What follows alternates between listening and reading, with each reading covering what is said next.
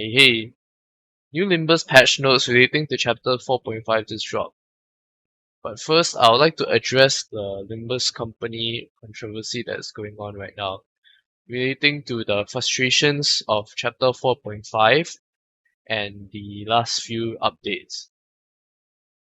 So, firstly, I would like to address the uptie forecast.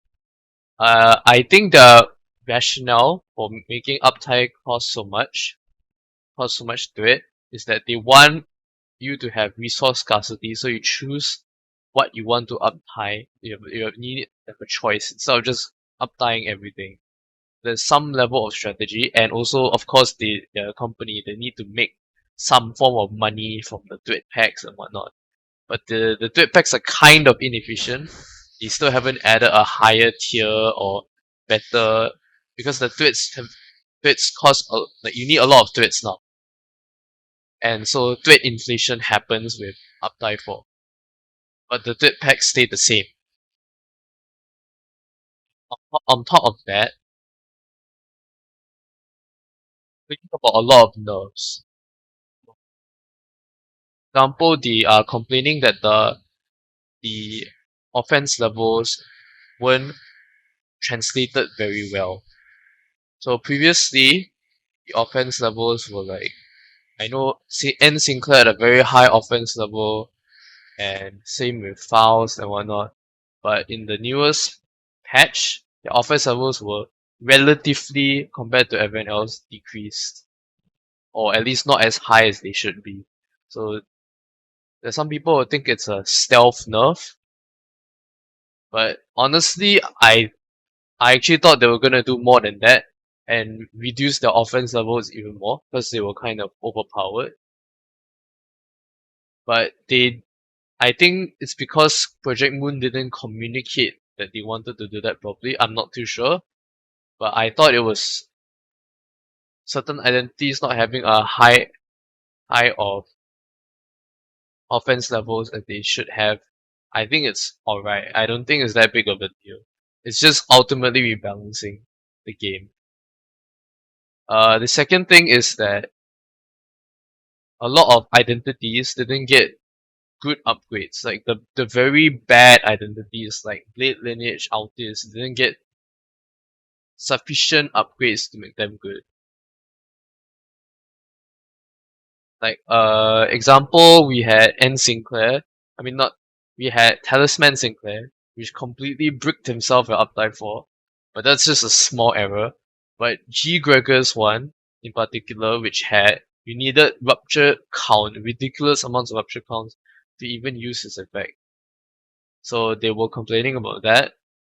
And Blade Lineage Altis literally got almost nothing, and she was really bad, and she's still really bad. And poise units are still not up on the par with all the really overpowered units.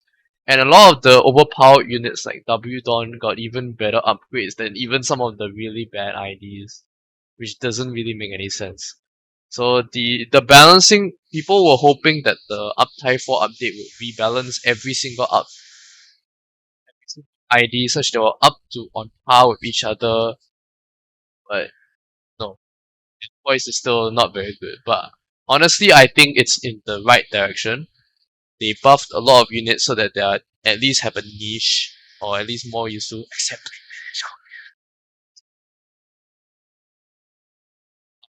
I think fine. And people are complaining about the base ego nerfs, false fluid sac nerfs, especially no, not the base ego, false basic ego nerfs. Those nerfs were just a massive nerf for that ego, and the uptie didn't do anything. It just gave 2 more sanity, which practically does nothing. And they gave Fluid Sac. They basically gave Fluid Sac the base ego effect, which is ridiculous. And false ego actually costs the base ego actually costs quite a lot to use, but they just made it not very useful. A lot of people don't understand why they nerf the egos, but I somewhat do understand why. is because they don't really cost a lot of resources to use, and they have really powerful effects, and their sanity cost is really low, so you don't have much of a reason to not just spam them. But honestly, if they wanted to nerf it, they could have just made the sanity cost a lot higher, maybe on some of them. They didn't have to nerf it that high. But out of all of them, there was one that clearly needed a nerf, and that was body sack. I think they were really right on that. But a lot of the base egos didn't get that much better uptie for, so they just remain, I would like, pretty suboptimal to use. You really won't want to use them unless you really needed to win a match, and you'll probably replace them at the first chance you get. And this goes with all the base IDs. A lot of people don't understand why the base IDs got shafted. Have to uptie them, you have to pay a lot for it, which basically makes them completely worthless. There's no reason why you would use them. And there were complaints about how certain characters like Ishmael and Sinclair got way more identities than others, while Faust and Altis got shafted. But honestly, whatever. It is what it is. They just want to release things when they feel comfortable, and whatever. That's fine with me. And some complaints about the event possibly being like Hell's Chicken, being a bit too grindy, which we'll get to later. But I we don't know how it's gonna get implemented yet, so we don't really know. So now we'll finally get on with the update. So firstly, we have Ryoshu banner, the new ID events IDs added. So it's practically a must pull. They'll only come back way later down the line. And Ryoshu is whatever. If you want red eyes, you can pull for it, or maybe the bleed ID. And now we have the Umida event.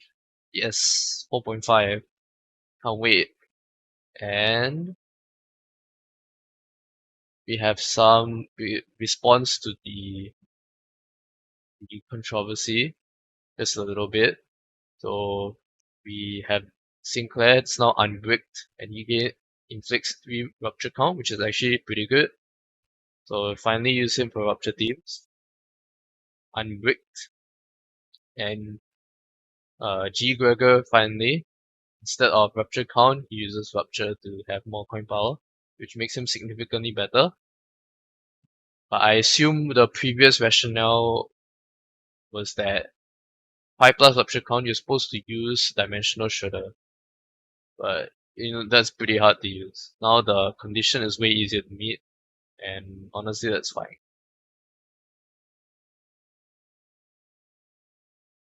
Like in general, you don't need like dimensional shredder. In general, it's easier to meet.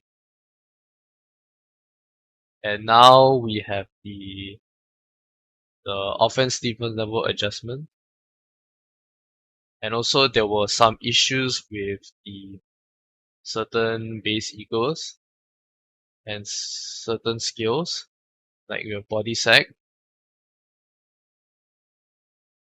which which was incorrectly labeled as 2 attack power up next turn instead of on kill, which no wonder it didn't work. So it made it really bad. Most people thought it was really OP, but it isn't. So it actually isn't worth up dying because on kill is significantly worse than after attack. And they gave back the uptie cost for, like, they issued Apollo Lunacy and the uptie cost for body sack back. So you can enjoy that. Maybe uptie something else, or maybe the new event IDs. And they increased the max manager levels because people were getting level 100 and they couldn't level up any further. And they updated a new game engine, so you have to re-download the entire game again, probably. Thin affinities color, so it's more noticeable. Okay, pretty good. Same with the SP designs. And the default is from min to max, which a lot of people are talking about. So they do beat what we do, and there's some bugs here got fixed. If you want to read, you can go to Twitter and read. And that's pretty much it. You can see all the outrage here. A lot of outrage. So you can see the offense and defense level adjustments here. Mostly they've been increased. So they weren't high enough previously. And you can see it's just mostly increases across the board. Even overpower identities like N Sinclair got the buffs. So you get on to the event, the Umida event. So it will be on Thursday. The event will come out, and you have to collect scraps. And you have to farm certain stages of scraps. As you gain more scraps, you unlock more stages. There's a chance to drop a special scrap that will give you 20 normal scraps. And I don't like this design. I think you should be able to use any unit you want, but whatever. And you just, if you have these units, you gain increased number of scraps. And you gain some rewards. Looks like the rewards are pretty decent. 20 thread. That's not a lot, but honestly that's fine. Doesn't look like we have to grind too much. And a lot of people complaining. Look at this, what the, okay. I'm gonna ignore that. So now we move on to the IDs and heroes. So first we look at Soda Honglu. On hits hit, you will heal allies with the lowest HP for HP. And on tails hit, you will heal allies with the lowest SP for SP. And on crit, you will do both. So this seems useful when, like tails, every ally will probably have very low SP. And on hits, your chances are you build up your sanity and maybe your sinners have taken some damage. I'm not sure how you're gonna, and on crit, I'm not sure how you're supposed to get your Honglu to do that. Other, like, in a non-mirror dungeon scenario, I don't see a poise ID for Honglu yet. And the passive, when an enemy is defeated, use SP for the lower ally, the lowest SP. And when another enemy is an enemy is defeated, the amount of SP healed increases. So you want to use this on a stage with a lot of waves and a lot of enemies, with just a lot of enemies that just replenish. So I assume this will be good for the crab stage, like the event where there are a lot of crabs everywhere, the small crabs. And I assume they inflict rupture and sinking, so this will be good for dealing with both of those. Healing the rupture off and healing the sinking by healing SP. And I'm not sure what the corrosion is used for, but the corrosion is quite harmless since it targets the unit with the least HP. So I'm not sure what the inflict, tremor, and buying is supposed to do, but buying is generally decently useful. So not too much to say there. And the synth typing is envy, and you have to generate a lot of envy. Charge teams do that, and yeah, I don't really see any reliable way of generating that much envy. Tremor teams also do a lot of that. And I don't remember Honglu's ID other than Ting Tang that generates a lot of envy. So now we move on to the Soda Ryoshu Eagle. So the non-corroded version inflicts sinking, so this will be more of a sinking eagle. And you want to use this to kill enemies, since you gain, the payoff is that you gain eco resources and heals SP. So I can foresee this being really good for the event. And you can target certain ego resources that you have. So if you have 0 of a certain resource, you won't get that ego resource. So if you want a certain ego resource, let's say Gloom and Envy, you can target those and gain those ego resources. And all highlights will heal YSP, and that's generally pretty good. But I can see this also being used for Refraction Railway. I'm not sure whether you use this over the base ego which applies to fragile. So you wanna see when that comes out. And this corrosion is actually quite interesting. So it gives you ego resource amp and applies haste. So this is actually pretty good for solo runs because you can gain the ego resource amp applies on your character. And if you have multiple action slots, the ego resource amp just applies on all of those skills. So this seems really good for solo runs. But and also if you don't kill an enemy, you can corrode this. You can overclock this. But generally I don't see this being that useful unless the inflicting sinking is a lot. And you can use this to combo with Rhyme Shank, since Rhyme Shank inflicts a lot of sinking count now, and a lot of sinking. So it inflicts 10 sinking and 8 sinking count. So let's say this inflicts, let's say 5 sinking. So it becomes from 80 damage, 80 gloom damage into 70. So it will gain like 15 times 7, which is way more damage if this inflicts like 5. And if targets an Egg plus sinking, inflict Y defense power now. So this is pretty decent. And it's on hit also. So you can inflict massive amounts of defense power down, but they have to have sinking, which is not that hard if you corrode Rhyme Shank. And you can use this to gain ego resources to gate Rhyme Shank, since you can focus on Envy and Wrath. Envy and Gloom, which power Rhyme Shank. So I think this is a very useful ego for sinking Team Pump. And now we move on to the ID that is causing a lot of trouble, and not because of his kit. So I assume you want to use skill 2 first, which gains tremor count. So you want to gain tremor count on this unit, and it inflicts X tremor. This is not very important. But you want to gain tremor count because his first skill is actually a 4 coin first skill, which more tremor count gains coin power. I assume this is like 3 plus 1 plus 1 plus 1 or something, but a coin gains like coin power plus 1, so it rolls decently. And inflicts tremor count. This will do massive damage because it has 4 coins. And it will gain tremor count, inflict tremor count, gain tremor count, inflict tremor count.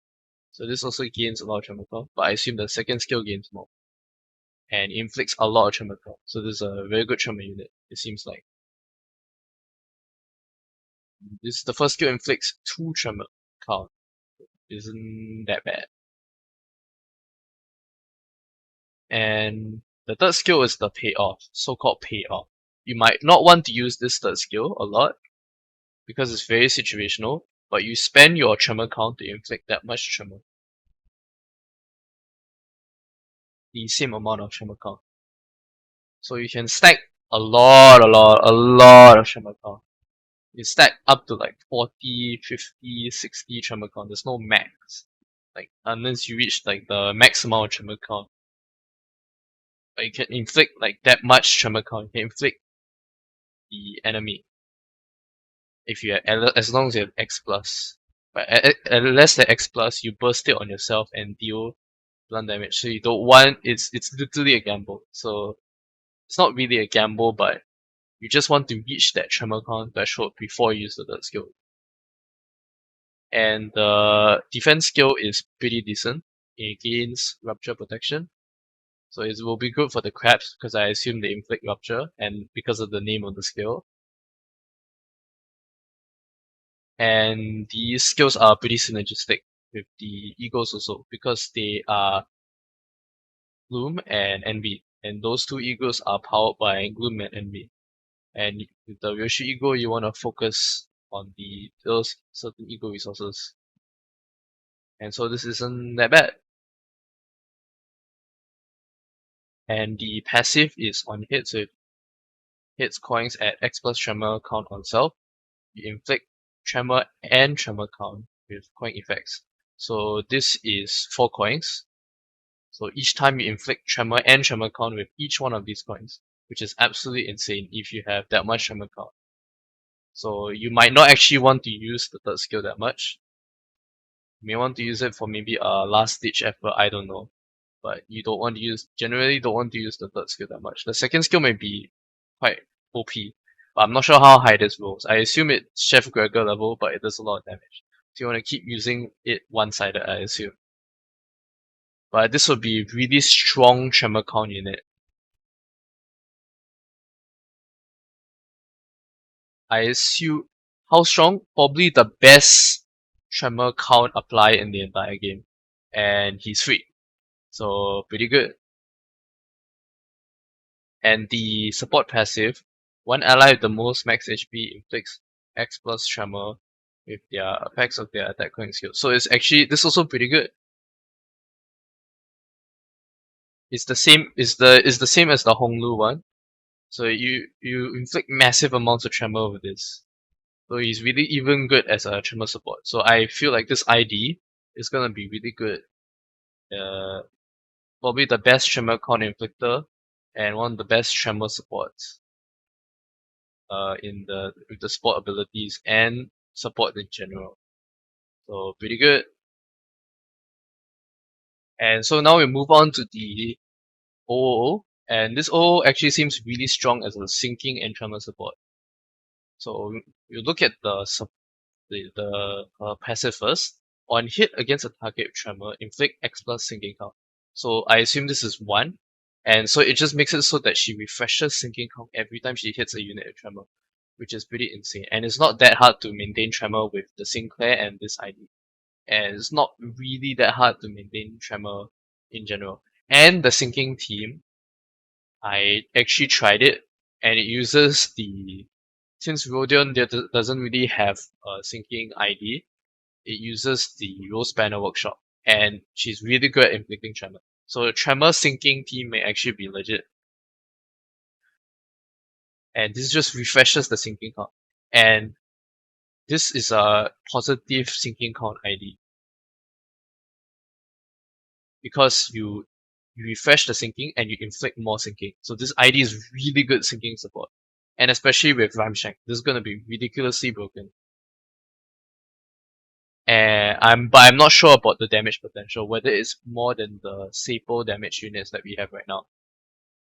But I have a feeling that sinking is gonna be really strong in Infection Railway, given how much Project Moon is trying to push this. And we'll move on to her skills. So on use, gain X plus tremor count. So she wants to gain a lot of tremor count, and she gains it via her first skill and her second skill.